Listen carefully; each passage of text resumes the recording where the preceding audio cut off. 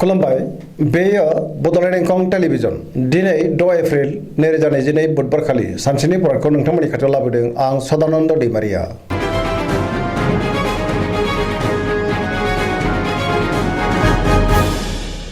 सिगां फरायनो लादों मेष राशि गिबि हांखो अ ल दिनैनि साना जोबोर मोजां पजिटिभ एनार्जिनि गोहोम गोग्लैगोन जेरावबो गोजोनै थानो हागोन गोजोन आरो गाहाम थासारिखौ मोननो हागोन मावनो लानाय खामानिखौ थि समावनो आरो गोरलैयैनो मावफुंनोबो हागोन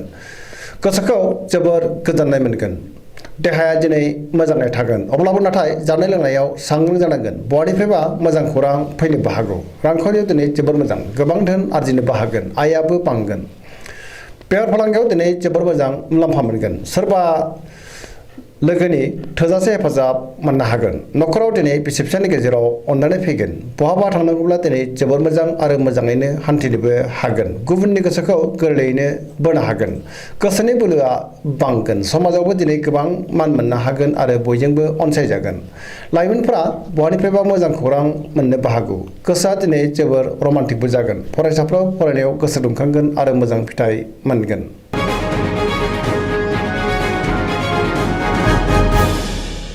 वृष राशि गिबि हांखो इ उ ब दिनैनि साना जोबोर मोजां गोसोखौ जोबोर गोजोननाय मोनगोन सोरजोंबा बाख्नाय जानोबो हागौ गोसोनि बोलोआ बांगोन मावनो लानाय खामानिखौ थि समावनो आरो गोरलैयैनो मावफुंनोबो हागोन समाजावबो मान मोनगोन रांखावरियाव दिनै जोबोर मोजां मोननो गोनां धोनखौ मोननो हागोन आरजिनाय धोनखौबो दोनथुमनो हागोन बेफार फालांगियाव दिनै जोबोर मोजां मुलाम्फा मोनगोन आयाबो बांगोन गोबां मुंदांखा सुबुंजों लोगो मोनज्लायनो हागौ नखराव दिनै बिसि फिसायनि गेजेराव अननानै फैगोन देहाया मोजाङै थागोन गुबुननि हेफाजाब मोननो हागोन जायखि खामानि मावा मानो मोनफ्रोमबो खामानिखौनो दिनै मावफुंनो हागोन सिगांनि बबेबा आद्रा खामानिखौबो दिनै मावफुंनो हागोन लोगोफोरनि अनसायनाय मोनगोन गोसोनि साननायफ्रा मोगथाङाव जाफुंगोन पजिटिभ एनार्जिनि गोहोमबो गोग्लैगोन धोरोमारि बिथिङाव गोसो दुंखांगोन।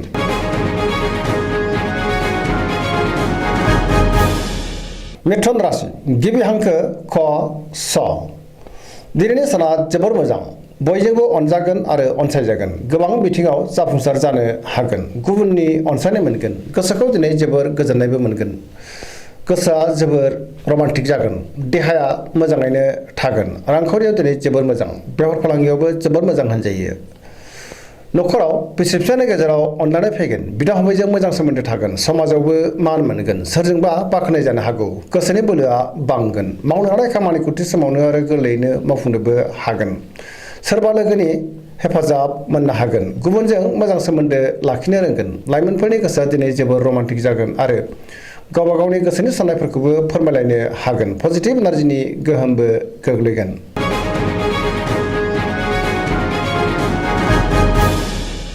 कर्कट राशि गिबि हांखो ड ड ह दिनैनि साना मोजां आरो गाज्रिनि गेजेरजों बाबेनलांगोन गोसोखौ दिनै जोबोर उसुखुथु मोनगोन गोजोननि आंखाल जानो हागौ सोरबा लोगोनिफ्राय गाज्रि खौरां मोननोबो हागौ गोसोनि साननायफ्रा टेबरनांगोन गोसोआव नेगेटिभ साननाय फैगोन मावनो लानाय खामानिखौ मावफुंनो हागोन रांखावरियाव मोजां नाथाय अब्लाबो खरसायाबो बांगोन बेफार फालांगियाव मोजां होनजायो नखराव दिनै अननानै फैगोन देहायाबो मोजाङै थागोन गोसोखौ दिनै जोबोर उसुखुथु मोनगोन गुबुननि हेफाजाब मोननो गोब्राब जागोन सोरजोंबा नाथाय बाख्नाय जानोबो हागौ नखराव अननानै फैगोन समाजाव मान मोनगोन फरायसाफ्रा फरायनायाव गोसो दुंखांगोन आरो मोजां फिथाइ मोनगोन लाइमोनफोरनि गोसोआ दिनै जोबोर आला खाला जागोन।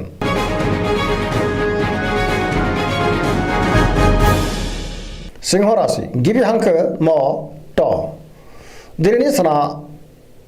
मोजां आरो गाज्रिनि गेजेरजों बाबेनलांगोन गोसोनि साननायफ्रा देबरनांगोन गोजोननि आंखाल जानो हागौ नेगेटिभ एनार्जिनि गोहोम गोग्लैगोन बयजोंबो गोरोबनो रोंनाय नङा गोसोआव गोनो गोथो साननाय फैगोन मावनो लानाय खामानिखौ मावफुंनो गोब्राब जागोन सोरबा लोगोनिफ्राय हरखाबै गाज्रि खौरां फैनोबो हागौ बहाबा थांनांगौब्ला दिनै जोबोर मोजां आरो मोजाङैनो हान्थिनोबो हागोन रांखावरियाव मोजां नाथाय अब्लाबो खरसायाबो बांगोन मोननो गोनां धोनखौ मोननो हागोन बेफार फालांगियाव दिनै जोबोर मोजां मुलाम्फा मोनगोन गोसोनि साननायखौ गुबुननो फोरमायनोबो हागोन नखराव बिसि फिसायनि गेजेराव अननानै फैगोन गुबुननि गोसोखौ नाथाय बोनो गोब्राब जागोन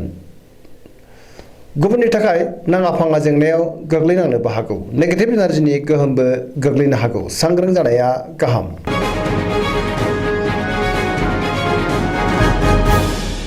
कन्या राशि गिबि हांखो प ट दिनैनि साना जोबोर मोजां गोसोनि बोलोआ बांगोन गोसोआव पजिटिभ साननाय फैगोन गोथों आरो गोग्गो साननो रोंगोन गियाननि आंखाल जानाय नङा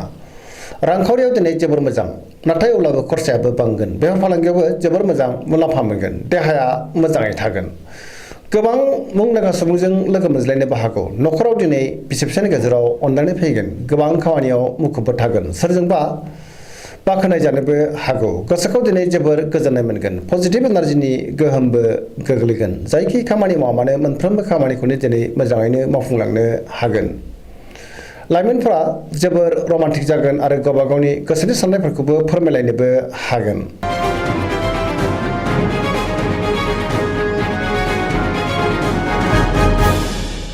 तुला राशि गिबि हांखो र ट दिनैनि साना मोजां आरो गाज्रिनि गेजेरजों बाबेलांगोन गोसोनि बोलोआ लोरबां जागोन गोसोनि साननायाबो देबारनांगोन मावनो लानाय खामानिखौ मावफुंनो हागोन नाथाय अब्लाबो गोब्राबै मावनांगोन देहाया मोजाङै थागोन रांखावरियाव मोजां नाथाय अब्लाबो खरसायाबो बांगोन बेफार फालांगियावबो मोजां होनजायो न'खराव बिसि फिसायनि गेजेराव एना एनिबो फैनो हागौ सांग्रां जानाया गाहाम सोरबा सुथुरनि गाज्रि नोजोर गोग्लैनोबो हागौ गुबुननि गोसोखौ बोनो गोब्राब जागोन लोगोफोरनि हेफाजाबखौ नाथाय मोनगोन गोदान थांखि लाथ'वाब्ला मोजां नङाब्ला गोबां गोरोन्थि जालांनोबो हागौ लाइमोनफोरनि गोसोआ दिनै जोबोर रमान्टिक जागोन गोसोआव नाथाय उसुखुथु साननायबो फैगोन नेगेटिभ एनार्जिनि गोहोमबो गोग्लैनो हागौ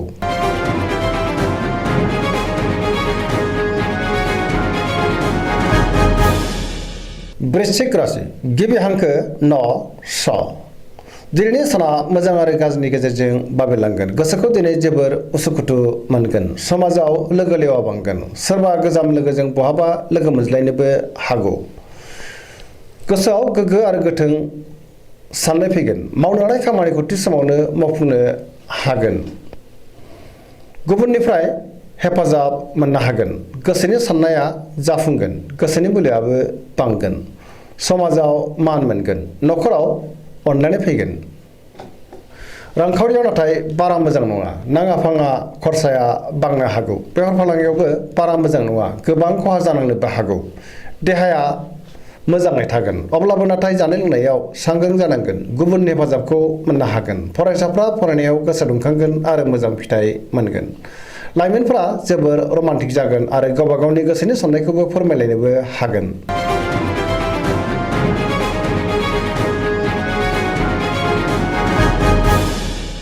धनु राशि गिबि हांखो ढ फ भ दिनैनि साना जोबोर मोजां गोसोआव गोग्गो आरो गोथों साननाय फैगोन मावनो लानाय खामानिखौ थि समावनो आरो गोरलैयैनो मावफुंनोबो हागोन गोसोनि साननायफ्रा मोगथाङाव जाफुंगोन रांखावरियाव दिनै जोबोर मोजां गोबां धोन आरजिनोबो हागोन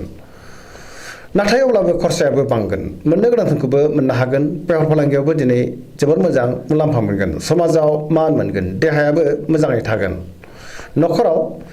बिदा फंबायजों मोजां सोमोन्दो थागोन बिसि फिसायनि गेजेराव अनलायनाय फैगोन बहानिफ्रायबा मोजां खौरां फैनोबो हागौ पजिटिभ एनार्जिनि गोहोम गोग्लैगोन लाइमोनफोरनि गोसोआ दिनै जोबोर खुसि जागोन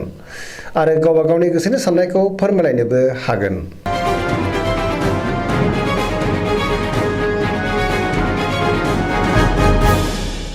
मकर राशि गिबि हांखो ख ज दिनैनि साना मोजां आरो गाज्रिनि गेजेरजों बाबेनलांगोन अब्लाबो नाथाय गोसोनि बोलोआ बांगोन गोसोनि साननायाबो जाफुंगोन गोबां मुंदांखा सुबुंजों लोगो मोनज्लायनोबो हागौ बहाबा हान्थिनो खाबु मोनगोन सिगांनि बबेबा आद्रा खामानिखौबो दिनै मावफुंनो हागोन रांखावरियाव जोबोर मोजां आयाबो बांगोन मोननो गोनांखौबो दिनै मोननो हागोन बेफार फालांगियावबो दिनै जोबोर मोजां मुलाम्फा मोनगोन गुबुनजों मोजां सोमोन्दो लाखिनो रोंगोन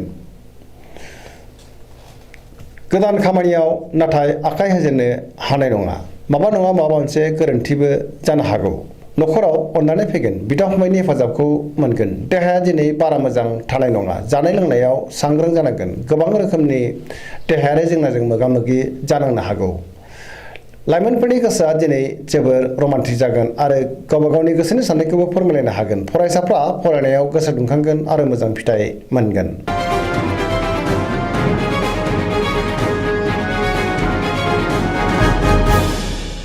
कुम्भ राशि गिबि हांखो ग स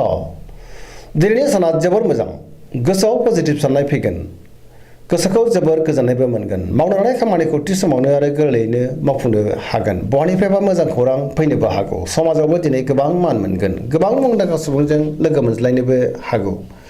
रांखावरियाव दिनै जोबोर मोजां गोबां धोन आरजिनोबो हागोन देहायाबो मोजाङै थागोन नखराव बिसि फिसानि गेजेराव अनलायनाय फैगोन बिदा फंबायजों मोजां सोमोन्दो थागोन गुबुननि हेफाजाब मोनगोन बिमा बिफानि अननाय आरो बोरखौ मोननो हागोन बहाबा दावबायहैयोब्ला जोबोर मोजां आरो मोजाङैनो हान्थिनोबो हागोन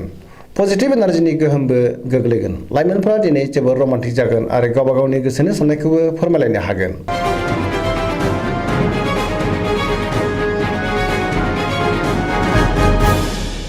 मीन राशि गिबि हांखो ड स दिनैनि साना जोबोर मोजां गोसोआव पजिटिभ साननाय फैगोन गोथों आरो गोग्गो साननो रोंगोन गियाननि आंखाल जानाय नङा गावबा गावनि गोसोनि साननायखौ दिनै गुबुननो फोरमायनोबो हागोन देहाया मोजाङै थागोन अब्लाबो नाथाय जानाय लोंनायाव सांग्रां जानांगोन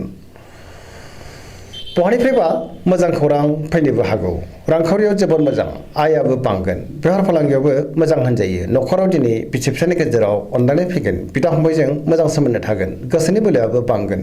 सोरजोंबा बाख्नाय जानोबो हागौ लाइमोनफ्रा जोबोर रमान्टिक जागोन आरो गोसोनि साननायखौ फोरमायलायनोबो हागोन पजिटिभ एनार्जिनि गोहोम गोग्लैगोन फरायसाफ्रा फरायनायाव गोसो दुंखांगोन आरो मोजां फिथाइ मोनगोन सरासनस्रायै दिनै साना जोबोर मोजां आरो मोजाङैनो बारग'लांगोन दिनैनि राशि फरायनाया एसेनोसै जोबनायाव बेखौनो खावलायो जाहाथे नोंथांमोना सानफ्रामबो जोंनि बे बड'लेण्ड इंखं टेलिभिजनखौ नायबाय थायो आरो साबस्क्राइब खालामो लोगोसे लाइक खालामो आरो शेयार खालामो एसेनोसै गोजोन्थों